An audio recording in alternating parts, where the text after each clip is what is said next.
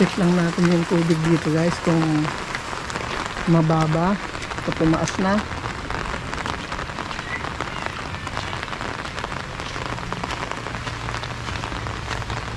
Ayan, so far okay pa naman. Andyan pa yung mga water lilies at mga kangkong.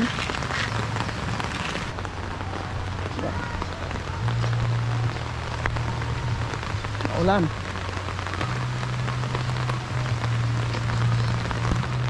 Sana hindi na nga po tumaas, kasi dito po sa amin pag may bagyong ganito at tuloy-tuloy yung ulan is tumataas talaga dito guys. Or pag halimbawa man tumaas yung tubig at makita niyo kung gaano kataas ito. Dito sa amin is may diki na. Ayan, so maraming salamat at nagdiki, kasi nung wala pang diki dito guys is napakadelikado sa mga kabahayan dito.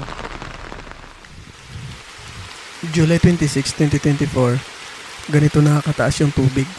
Ayan o, kung mapapansin nyo guys, wala na yung mga water lilies at mga kangkong. Inanod na lahat. Kung papansinin natin yung kuha ng una ay ganito ang itsura niya. Yan, marami pong mga water lilies at mga kangkong. At ngayon, sobrang laki na ng tubig.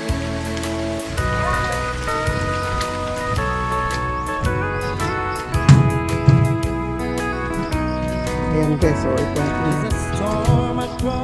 ang bridge inabot na ng tubig.